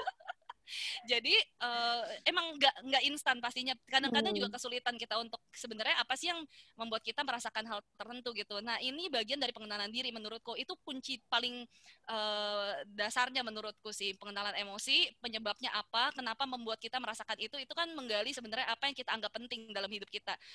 Dengan kamu tahu apa yang kamu anggap penting dalam hidup kamu, itu kan sebenarnya pengenalan terhadap nilai dan prinsip yang kamu pegang. Kadang-kadang buat remaja-remaja di luar sana, Kak gimana, aku tuh bingung cari prinsip aku, prinsip itu apa, kayaknya bahasanya tinggi banget. Sebenarnya prinsip itu sederhana, apa yang kamu nilai sangat penting, yang kalau dilanggar sama orang lain, kamu marah, kecewa, gusar, cemas. Nah itu, kamu bisa tahu tuh di situ. Terus kapan kamu happy? Ketika orang melakukan ini, itu kan artinya juga kamu anggap penting, sehingga ketika dilakukan oleh orang lain terhadap kamu senang. Artinya itu sesuatu yang saya hargai, sesuatu yang saya ingin dilakukan terus-menerus, dan ini berharga untuk saya. Makanya ketika dilakukan saya senang. Nah itu bagian dari pengenalan diri yang sebetulnya bisa mengantar ke kamu. Kalau kamu udah cukup terlatih di sana, kamu bisa merasakan, oh dalam hidup ini saya punya keresahan satu ini, keresahan ini yang harus terjawab, inilah misi hidup saya. Nah di titik itu biasanya ketemu tuh yang namanya inilah tujuan hidup saya mau melahirkan karya ini, berasal dari keresahan. Keresahan datang dari mana? Dari kebiasaan kamu untuk menanyakan ke diri kamu, saya sedang merasa apa ya? Kenapa saya merasa ini ya? Nah itu butuh untuk latihan di sana. Belajar untuk reflektif, karena saya training ke banyak tempat, salah satu kendala orang Indonesia secara umum adalah kesulitan untuk refleksi, karena tidak pernah dibiasakan dari kecil rata-rata. Jarang lah yang bisa dibiasakan dari kecil. Gitu sih. Oh, oke. Sampai nanti kamu akan ketemu kayak kecil-kecil gitu, ngeliatin setiap hari, iya kenapa ya saya punya kebiasaan kayak gini. Bahkan kadang-kadang sadar, tanpa sadar suka begini. Ini artinya kayak saya lagi ngapain ya? Saya berasa apa ya? Terus kadang-kadang tiba-tiba tanpa berasa lagi dengar berita apa begini. Ini apa ya? Kamu kecemas, kamu kesel, kamu apa? Itu mulai peka sama diri sendiri. Kebiasaan-kebiasaan kamu apa? Kenapa kamu merasa seperti itu? Itu menarik deh. Kamu akan belajar banyak banget. Aku baru belajar bahwa ternyata aku bukan sulit memaafkan, tapi aku nggak pernah tahu cara memaafkan kemarin. Di kala pandemi ketika semuanya tidak ada kegiatan, me time lebih banyak gitu. Akhirnya belajar hal baru. Oh ternyata ini sekarang saya bukan sulit memaafkan, tapi saya nggak pernah tahu cara memaafkan. Itu dua hal yang berbeda. Nah itu bisa terlatih ketika kamu sudah cukup peka dengan diri kamu. Gitu. Kalau aku pelupa, Jess. Jadi bukan nggak mau minta maaf, tapi lupa aja ya, Kak, ya? Lupa. Jadi kalau habis berantem sama orang di Twitter gitu ya, terus dia masih baper gitu, nanti dia bikin konten apalagi gitu tentang aku, terus aku yang kemarin tuh emang kita ngapain sih, ada apa ya, gue udah lupa. Parah banget. Dan mungkin itulah kenapa aku jadinya agak kurang sulit untuk sakit hati, karena udah lupa. Karena lupa. If I have a superpower, it would be forgetful. bagian dari pengenalan diri menurutku. It's a good thing gitu. Bener, kayak hal-hal semacam itu simple terdengarnya, tapi itu bagian pengenalan diri yang penting. Akhirnya Kawina jadi tahu. Ternyata Esther nggak perlu enaknya jadi dipuji. pelupa. Gawat Esther, gawat. Jadi sekarang gue sama laki gue gini, kita waktu anniversary pertama dulu pasti ngasih kado kan? Astaga. Iya. Ingat nggak apa? Terus lihat-lihatan. Aduh, kocak. Masalah yang besar nanti kalau di relationship punya pelupa pasangannya. Untungnya dua-duanya sama-sama pelupa. Untungnya kayaknya ya. sama-sama pelupa. Untungnya itu Bayangin kan. kalau suami aku tersinggung. Masa kamu lupa dia aku kasih sama kamu? Maaf. PR itu. Aduh. Aduh, oke. Kocak. Jadi Oke. ya, pengenalan diri yang penting banget ya Kak ya. Iya, Untuk iya. ini, untuk bahkan bukan cuma buat mengetahui ya burnout doang, tapi kayak untuk bahkan tujuan hidup dan ya lebih besar lagi kita ngapain gitu. Burnout itu salah satu perasaan loh. Kalau kamu udah cukup peka, nanti kamu juga jadi tahu apa yang di titik mana, kapan Dan bisa dia kamu burnout, mulai ya? bisa burnout gitu. Kamu kapan mulai merasa burnout? Tadi ceritanya Kawina kalau teman-teman perhatikan, dia tahu persis loh kapan exactly-nya dia merasa burnout. Peka artinya terhadap diri sendiri, dan di titik itu akhirnya baru mulai bisa ngelihat, oh yang saya lakukan sama ini bedanya tuh apa. Dengan kamu tahu bedanya apa sama apa, biasanya kebiasaan kamu seperti apa, sekarang kayak gimana, itu kan butuh kepekaan gitu. Nah hal-hal ini yang bisa akhirnya membuat kita jadi, oh jadinya saya tahu ya caranya apa ya gitu. Jadi penanganannya jadi lebih efektif juga ya, karena tahu sebenarnya apa sih yang mau diselesaikan gitu ya. Dan menariknya, kalau aku perhatiin Kawina ya, menariknya ya, aku ngelihat, aku pernah ngomong ke William tapi belum pernah ngomong ke Kawina, jadi ini baru pertama kali aku ungkapkan ke Kawina nih. Dapat analisis psikologi. Gratis. Aku bilang ke William kemarin ini Kawina, apa namanya, nih ya kan. Wah, langsung hilang sinyal. Iya, tiba-tiba. Jessica langsung hilang sinyal. Oh my god. Ulang, Jess. Udah nggak apa-apa. Sekarang udah nggak apa-apa. Sekarang langsung hilang sinyal. Terlalu ini semangat. restui Tuhan ya. Halo. Langsung hilang sinyal. Oh my god. Ini sekarang udah Udah lumayan. Udah lumayan. Iya. Udah lumayan. Oke. Nah, nggak direstui sama Tuhan saya ngomong kayaknya. Oke. Nah, jadi kemarin itu aku sempat ngomong sama William. Jadi Kak Wina, ini hilang lagi ya? Enggak kok. Ada. Enggak ya? Ada kok. Ada. Oke. Aman. Jadi ceritanya aku sempat ngomong nih ke William, si Kak Wina beneran hilang sinyal.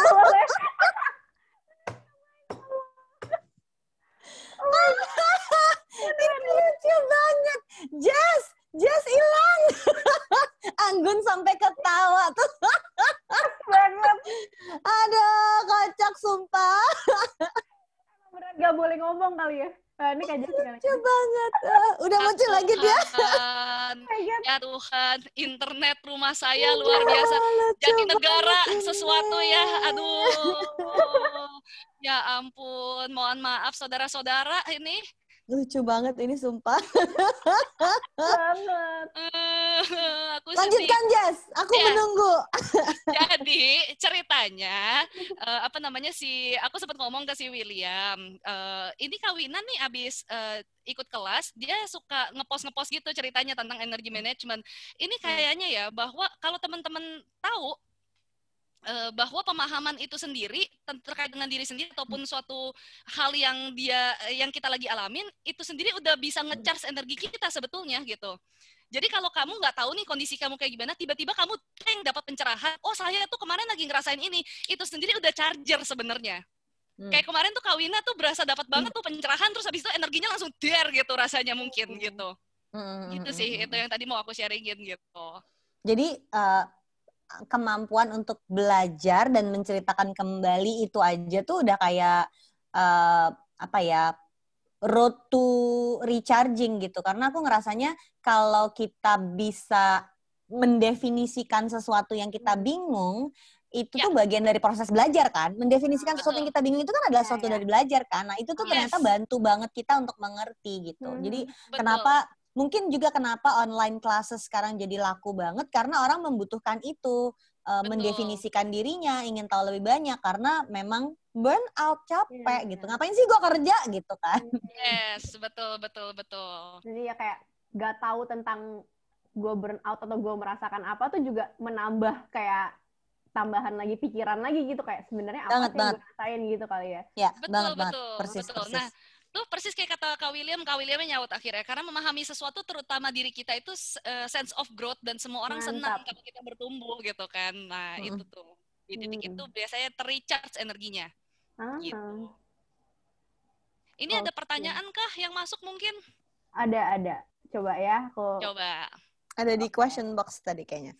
Nih ya, coba Oke, sering banget nih dengar cara mengatasi burnout dengan cara kasih jeda atau istirahat gitu. Tapi gimana kalau misalkan waktunya tuh nggak pas untuk istirahat? Jadi kayak misalkan cenderung lagi sibuk banget dan kayak kalau misalnya tambah jeda malah jadinya nggak kelar nih. Contohnya misalnya pas burnout tapi udah deket UAS, mau nggak mau malah harus kerja lebih keras. Biasanya jadi hilang motivasi, akhirnya nggak efektif kerja apa-apa dan makin berat rasanya soalnya kayak udah belajar giat tapi nggak efektif juga, tapi mau tidur kayaknya kok salah gitu ya. Itu gimana ya Kak? Oke. Gini, konsep break di kepala kita harus sedikit dimodifikasi kadang-kadang.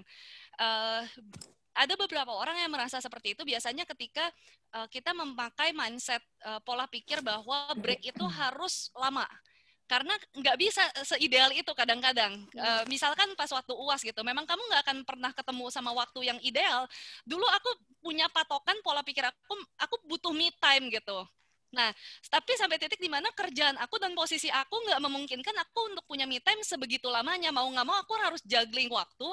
Nah, akhirnya lama-lama karena dipaksa seperti itu, bertumbuhlah gitu sebenarnya. Aku bersyukurnya aku dipaksa sampai akhirnya ketemu, oh maksudnya juggling tuh begini gitu. Kalau emang nggak punya waktu itu, pastikan kamu punya waktu tidur yang cukup. Karena kenapa? Waktu tidur yang cukup, mau begitu bangun kamu kerja terus, kamu kuliah, kamu UAS, sedur apapun, walaupun kamu not feeling entirely happy, tapi kamu punya energi yang membuat kamu tidak merasa kelelahan. Rasanya di dalam tuh tidak cemas, cemas pasti mungkin lah ya, karena ada UAS gitu, nggak mungkin sama sekali hilang. Kalau sama sekali hilang juga saya tanda tanya sesuatu, kamu kok bisa ada UAS nggak cemas gitu. Mati rasa. Jangan-jangan kan gitu. Nah, tapi maksudku salah satu yang harus dilakukan adalah kalau memang kepepet banget, pastikan makan tidak di skip, makan cukup, tidur cukup. Tapi cemas banget sampai nggak bisa tidur, paksain tidur gimana pun caranya. Nah, besok tuh sebenarnya kita ngomongin selain sehat cerna, sehat makan, sehat cerna itu sehat makan, sebenarnya ngebahas sedikit tentang pola hidup juga, lifestyle, bahwa yang namanya tidur itu harus ada yang namanya pengkondisian. Jadi nggak bisa tuh langsung kerja selesai langsung ke tempat tidur langsung tidur. Nggak mungkin gitu, harus ada pengkondisiannya. Ada yang punya ritual misalkan handphonenya dimatiin dulu 1 jam sebelum skincare dulu gitu sampai akhirnya goler-goleran dulu biasanya di Instagramnya Kak Meira Anastasia juga kemarin juga ngomongin hal ini gitu bahwa dia 1 jam sebelum tidur nyalain AC kamar gitu atau kipas angin kamar supaya adem dulu, begitu masuk udah siap tidur langsung dalam kondisi nyaman. Jadi harus ada pengkondisian. Hal-hal trik-trik kecil kayak gini bisa ditemukan kok sebenarnya ketika kita kenal diri. Oh iya, saya enaknya tuh nyamannya ini ya gitu. Nggak perlu terus-terusan ngikutin orang lain nyamannya apa, tapi boleh dicobain, siapa tahu ternyata cocok gitu kan sebetulnya.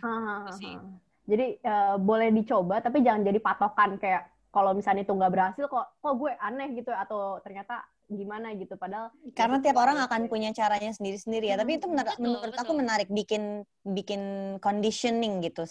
Sebenarnya kan jadi kan environment yang ada, yang manusia itu ada di dalamnya kan menentukan sehat mentalnya dia juga gitu. Biar gimana pun juga kamar yang nyaman itu kan beda, akan mempengaruhi cara kita belajar.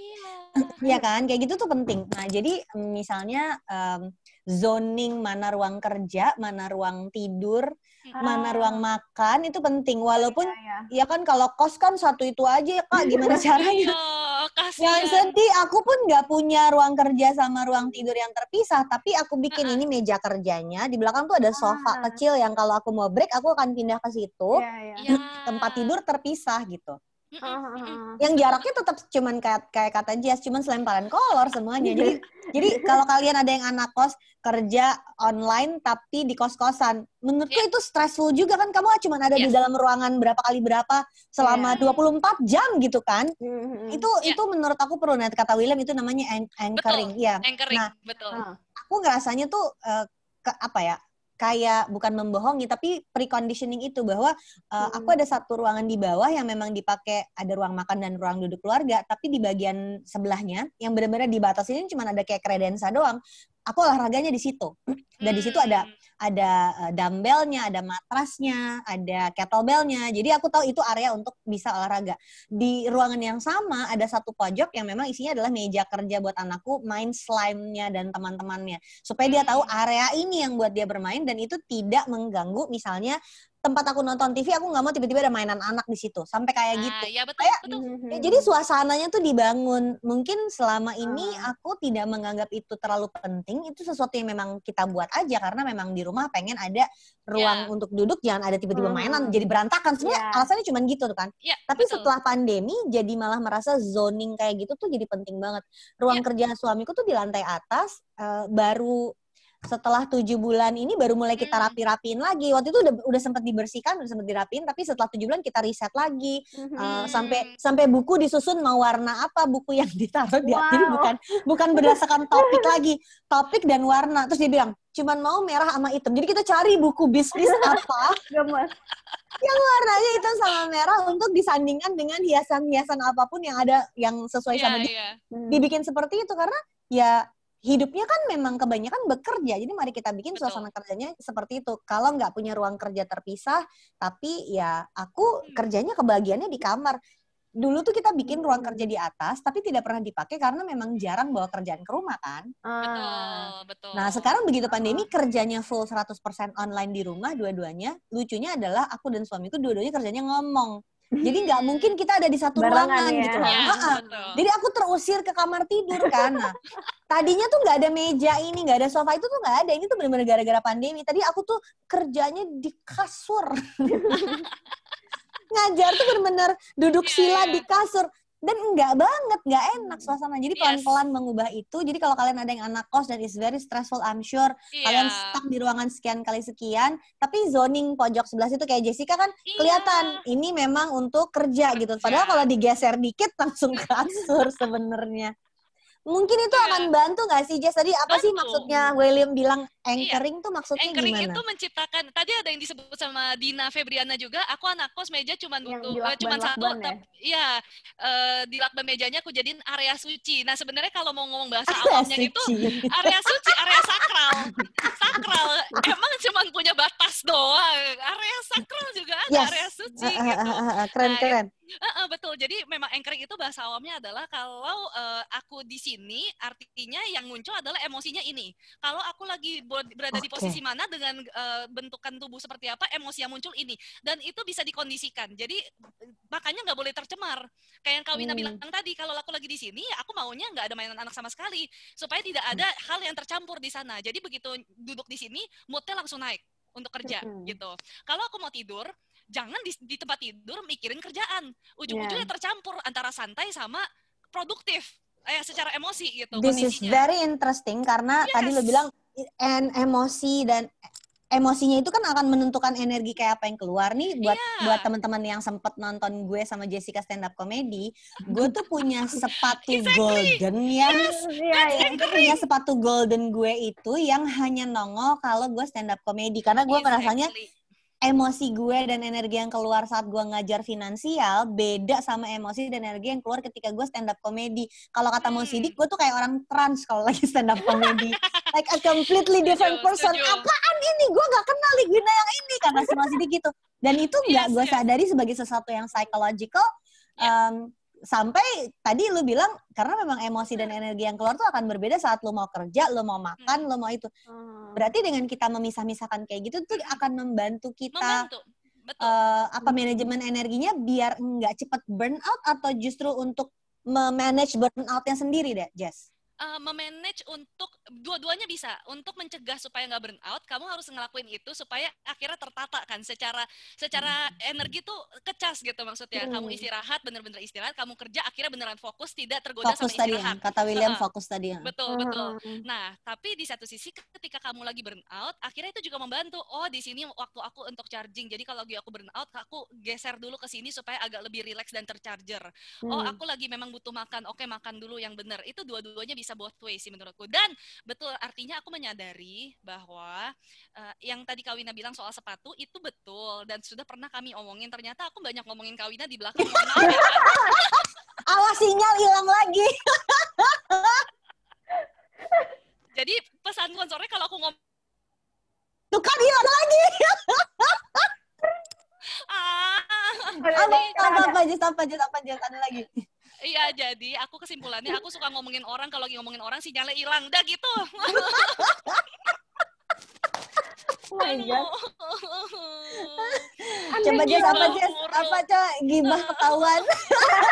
Iya, aku ketahuan gibah. Aku pernah ngomongin soalnya kalau waktu ngomong soal anchoring dan emosi, aku pakai contohnya salah satunya Kak Wina biasanya dengan sepatu Cinderella dengan hijab yang warna keemasan kinclong itu. Iya, itu kan selalu dipakai kalau Kak Wina stand up kan. Itu anchoring banget pasti, begitu pakai itu langsung moodnya naik untuk stand up. Itu salah satu anchoring betul, dan itu charging banget kan nuansanya, karena udah tahu fokusnya di sana gitu. Itu yang bisa dilakuin juga sebetulnya.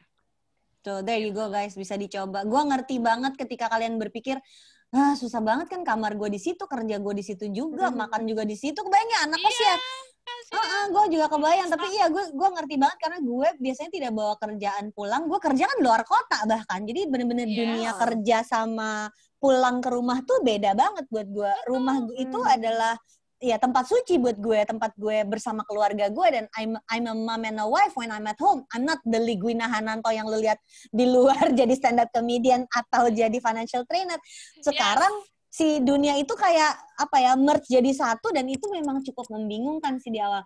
Kamar tidur ini adalah tempat buat beristirahat gitu, enggak buat kerja. Jadi 7 bulan kerja di kamar ini tuh memang sebetulnya cukup membingungkan emosi gue ya. Itu yang bikin gue burn out, dan sebagai ganjarannya 7 bulan ini gue sempat 2 kali sakit.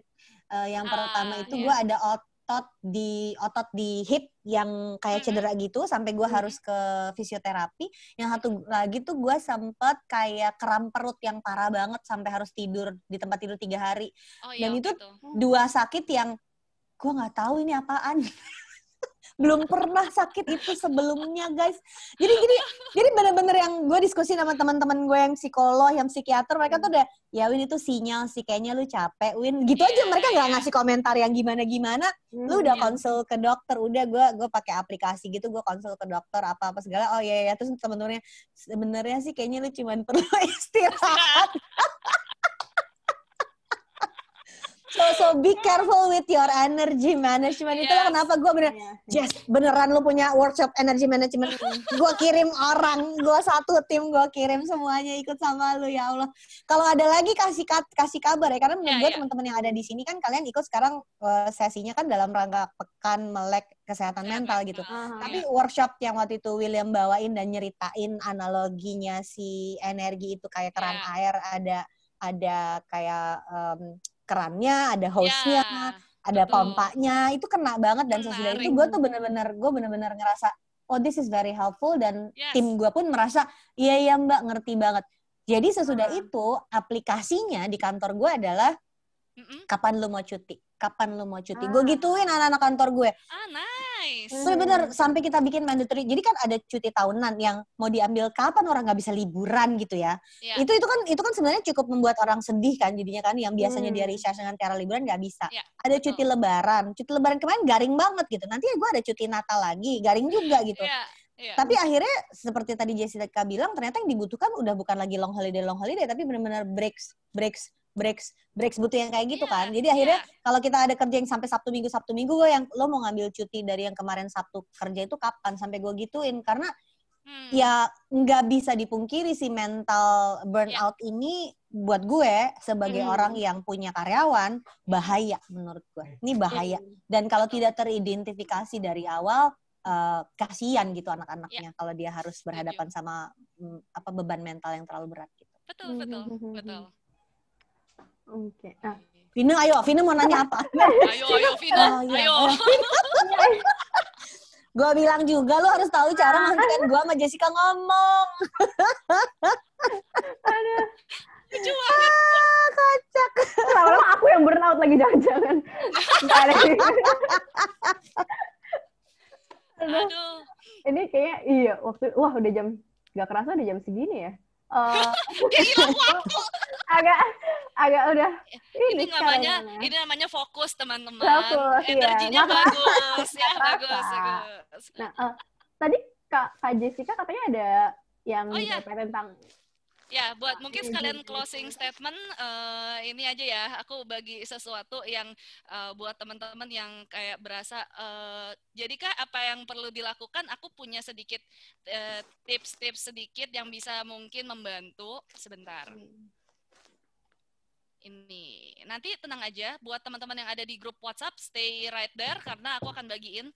Jadi ini yang tadi aku sebenarnya udah sempat diomongin juga. Jadi teman-teman tuh bisa dari ini sumber energi kita yang kita harus tahu. Jadi jangan cuman biasanya yang kita lakukan tuh yang emosi doang tuh.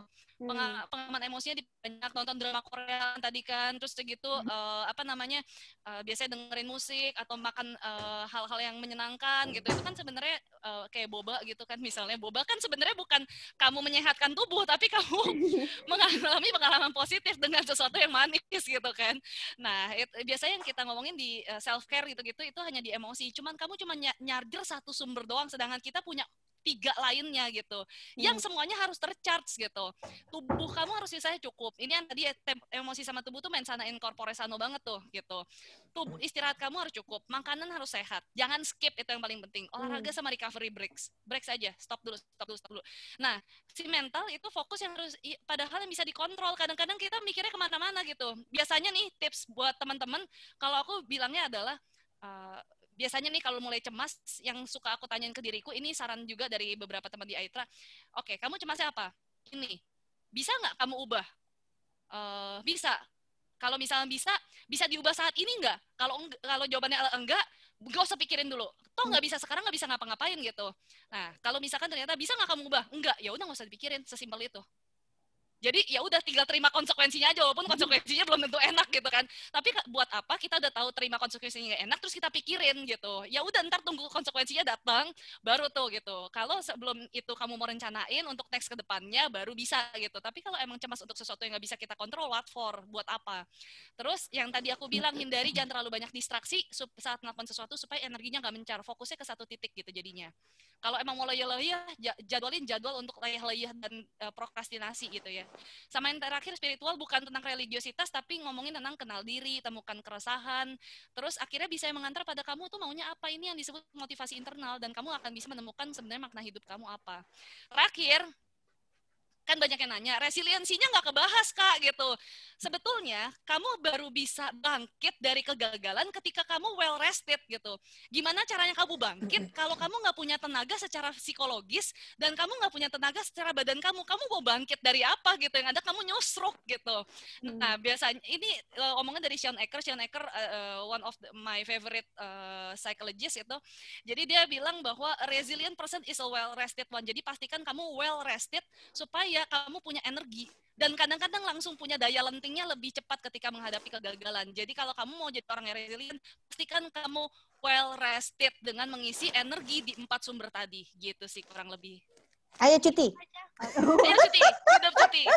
Hidup cuti. Dan berarti kita mesti belajar mendefinisikan cuti di masa pandemi. Kayaknya itu perlu dibahas, Jess. Kita mikirnya kan cuti itu adalah pergi liburan, ya nggak sih? Mau keluar kota kayak piknik kayak apa kayak gitu. Sekarang tuh belajar cuti yang di rumah aja. Dan ini tentu aneh gitu. Tapi ya, tadi belajar shutdown, nggak mikirin kerjaan. Misalnya pokoknya seharian ini aku cuman mau nonton series aja, atau kalau aku suka merajut gitu, atau aku pagi mau olahraga, sore mau olahraga, siang mau makan apa aja yang aku mau gitu misalnya ya.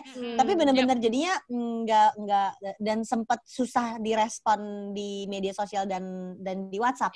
Akhirnya aku bikin sesi-sesi hari seperti itu. nggak selalu berhasil sih. Teorinya Senin kemarin tuh cuti siang kerja malam. Bohong Tulis banget. doang ya, tertulis doang. Tapi Jumat berhasil itu terjadi. Jadi hal kayak mantap. gini sampai dimasukin di Google Calendar gitu ya. Nih gue cuti gitu. Jadi kalau anak-anak Mbak cuti, gue cuti gitu. Dan itu juga yang gue berusaha untuk praktikan di kantor supaya kalau ada yang bilang Mbak gue besok cuti, berarti gue sebagai atasannya harus menghormati bahwa dia jangan diganggu dulu gitu. Ini menurut gue penting untuk kita pelajari supaya tetap waras menurut gue. Betul. Jadi iya memang penting banget untuk yang pertama ya kita mengenali diri sendiri dulu juga supaya kita tahu bahwa kita tuh sebenarnya ngerasain apa sih, kita kayak burnout dan alasannya sebenarnya apa sih sebenarnya kita kenapa burnout, kita kenapa ngerasain emosi-emosi yang lain supaya penanganannya itu juga bisa pas gitu di emosi yang sesuai dengan apa yang kita rasain dan bahwa gimana caranya itu ya benar-benar trial dan error juga kali ya Kak ya. Maksudnya kayak ada banyak caranya dan kita yang mengetahui diri sendiri sebenarnya kita ke-recharge atau enggak gitu dengan ya mungkin kerasa capek secara emosi atau capek secara fisik itu kayak kita benar-benar yang harus jujur sama diri sendiri kali ya. Maksudnya kadang-kadang orang Indonesia tuh susah untuk ngomong jujur ke diri sendiri sebenarnya sedang ngerasain apa, sebenarnya apa sih yang disuka. Mungkin ngelatih itunya juga sangat penting supaya kita tuh tahu gimana cara keluar dari burnout-nya itu dan bahkan mengetahui kalau kita sebenarnya burnout atau enggak gitu kali ya Kak ya. Ya, betul. Dan jangan dipukul rata ya, karena jenis pekerjaan kita mungkin berbeda dan kamu harus yang ketemuin sendiri gimana caranya kamu punya waktu break gitu. Jadi jangan dipukul rata. Ini cuman cuman 2 dari sekian juta contoh yang bisa kita berikan dan tentu kita paham itu terbatas banget. Jadi kita yang harus peka terhadap diri kita sendiri untuk ketemu caranya gitu. Tapi perlu juga kali lu tanya sama HRD lo, panggil dong Aetra karena kadang-kadang perusahaan promosi ya. Karena gini, perusahaan-perusahaan itu juga sedang adaptasi dengan kondisi pandemi, iya nggak? Iya kan? Gue pun di KM Financial kan lagi belajar untuk menyesuaikan diri di kondisi pandemi. Pas aja memang kami timnya nggak banyak, guenya reflektif. Jadi begitu, gue capek, ini kenapa ya kayak gini banget cara kerjanya ya? Yang gue yakin banyak banget yang merasakan yang sama. Terus karena kenal sama William sama Jess langsung mau dong obrolin ini dong, dan ternyata ada gitu workshopnya. Karena begitu gue belajar sama William sama Jess kemarin itu, gue jadi oh iya ya harus ada cara-cara lain supaya anak-anak kantor itu belajar cara cuti yang baru. Karena kita nggak tahu, kita nggak pernah seumur-umur harus work from home online kerja. Dan tidak ada batas antara kerja sama nggak kerja. Nggak pernah sebelumnya. Jadi nggak bisa juga menyalahkan, nih bos gue nggak gitu, HRD kantor gue nggak gitu. They are also learning. Gue orangnya cuma 17 orang, lu bayangin tuh mereka punya 1.500 yang harus diatur. Jadi merekanya juga menurut gue sedang belajar. So ya menurut gue memang perlu tim HRD perusahaan-perusahaan untuk saling kenal juga dengan cara-cara baru ini. We're all learning. Ini tuh benar-benar kayak masuk ke dunia yang kita nggak ngerti. Terus oke, siapa yang ilmunya kira-kira bisa di kayak Lego gitu ditempel-tempelin gitu, karena kita benar-benar nggak tahu nih dunia yang beda banget kan. Dunia bersama pandemi ini kita nggak kenal, bahkan pandemi yang 100 tahun lalu pun nggak kayak gini. Iya, beda banget. We live in a entire different lifestyle sekarang gitu maksudnya. Dan Vina lagi bingung ngekatnya gimana nih. Mau nambahin lagi, ayo let's go. Ini aja deh terakhir gitu ya, dari Kak Wina mungkin kayak ada closing statement atau saran gitu buat teman-teman gimana gitu tentang pertama kayaknya mesti mengenali diri sendiri. Yes Kak Eno, segera sadarkan proposal. Ini gue nggak dibayar, gue adalah testimoni sebagai klien perusahaan yang merasakan manfaatnya. Terima kasih Kak Wina. Tapi isu yang besar menurutku dari semua obrolan hari ini adalah berkenalan sama diri sendiri dulu. Ketika kita berkenalan sama diri sendiri, jadinya tuh bisa lebih reflektif dan sinyal-sinyalnya tuh positif dan negatif tuh cepat ketahuan. Betul sekali. Menurut aku ini pengalaman aku ya, mungkin orang lain akan beda. Kalau aku ngerasa ini adalah saat aku belajar jujur sama diri sendiri, aku jadi lebih peka. Jadi kalau bohong terus sama diri sendiri, itu justru jadi nggak tahu lagi bedanya gitu. Nah, ini mungkin salah satu cara. Kenapa itu penting? Karena sesudah itu kan prosesnya panjang. Sesudah itu baru kita belajar sih energy management supaya kita bisa ngaturin si burnout tadi. Tapi itu semua menurut aku nggak terjadi kalau kita nggak belajar kenal sama diri sendiri. Dan iya, itu memang proses, nggak selalu karena umur. Ya. Nggak selalu karena umur. Aku yakin kalian yang masih muda-muda juga bisa. Dan menariknya justru kan sekarang dengan ilmunya udah lebih tinggi awareness, orang lebih peka soal mindfulness, soal kesehatan mental. Justru mungkin malah kalian yang dari lebih muda ini lebih bisa berkenalan tentang hal-hal yang mendefinisikan siapa kamu. Dari kayak gitu. Mantap banget. Oke, thank you Kak Jessica, thank you Kak Wina. Sama-sama. Jessica nggak penutupan, udah cukup. Udah. Mengacaukan closingnya Vina. Tadi closing udah nih, Kak Jessica udah closing, tiba-tiba ada curhat lagi. Kita lagi tiba-tiba. Aduh, ngakak. Maaf. Aku belum puas untuk ngobrol sama Jessica. Iya, udah lama. Thank you, Jess. Thank you juga, Kak Kita foto Wina. dulu, nggak ada Iya. foto ya, jangan sampai kita nggak foto. Tolong foto kami untuk di-upload ya. Ayo, coba. Part 2, abis ini kita stand up show ya. Aduh, mana ya sepatu emasku tadi? Ayo, tolong difoto dulu kami. Siapa yang motret? Hei, boleh mau ikut foto? Gemes mana bule? Ada tuh di belakang mondar-mandir. Aku foto. Oke. Thank you Kak Wina, thank you so much. Thank you everybody. Thank you. Makasih banget. Oke. Jadi terima kasih kepada semuanya yang sudah datang dan sampai jumpa di kesempatan lainnya. Makasih. Dadah, terima kasih semuanya. Thank you. Bye-bye. Stay healthy, stay safe everybody. Bye-bye. Bye-bye.